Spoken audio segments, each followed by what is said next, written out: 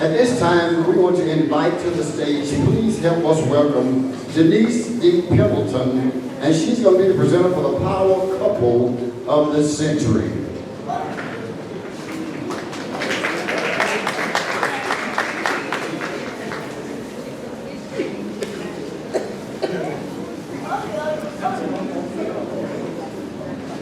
Good evening, everyone.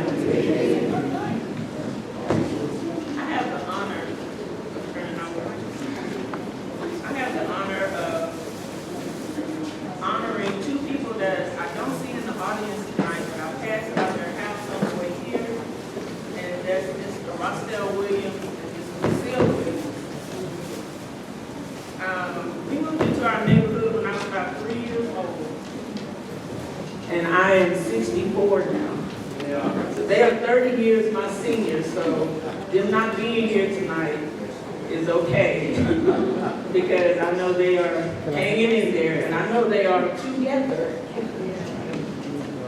So I want to talk about that. They're both natives of Corsicana and graduates of G.W. Jackson High School, and their journeys began with humble roots but grew into legacies that continue to shape generations.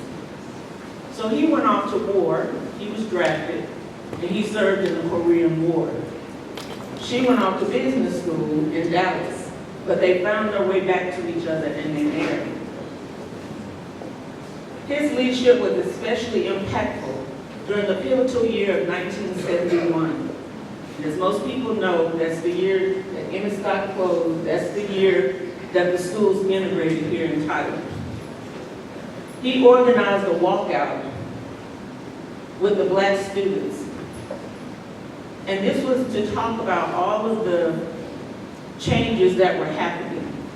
A lot of people remember Robert E. Lee High School and some of the emblems that they used to have. And so this was kind of a response to all of the things that integration was bringing about. He served as president of Concerned Parents and Patrons, and he helped advocate for the protection of black teachers' jobs and removal of racially insensitive symbols. This act led him to be appointed by the courts to be on a biracial committee focused on equity progress. He was a member of the Tyler Organization of Men. While he was active there, he partnered with two people, Boyce Allen and Paul McDowell, and they came up with a newspaper called the Tyler Carrier. Correct. I don't know if you guys remember, I was a little girl, but I remember that newspaper floating around. And what they did was cover things that affected the black community that the regular newspapers were not covering. So we stayed informed. Now his wife had a big love for children. And she ran a daycare center for a long time and ran a cleaning service. They were entrepreneurs in addition to everything that they did. And I'm narrowing this down because they're not here, but you guys should really look into their histories and how they affected our communities. Their shared vision led to the founding of Building Blocks Child Care Center. It was Tyler's first 24-hour child care facility. Now you can imagine what that was a big help to many people who had to work second shifts or had to work graveyard shifts.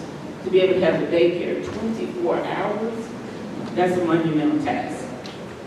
But beyond their civic and professional achievements, they are proud parents of 5 children, grandparents of 14, great-grandparents of 19, and living a legacy of love and leadership.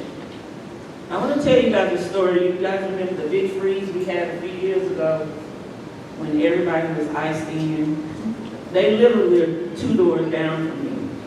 So I picked up the phone, and this is interesting. They have the same phone number that they had when I was a little girl. We don't memorize phone numbers now, but that number comes to me just like 5 times, and I'm not going to tell you the rest of it. It was LY, in their phone number. I don't know why I called them, because if they had said they needed something, I don't know how I was going to get down there because we were all iced in. But that's just what we do as neighbors. I think we're the last 2 original families on Hill Street. Well, tonight we celebrate not only their accomplishments, but the enduring impact of their lives. please join me in honoring our Black History Month legends, our power couple of the century, Rostell and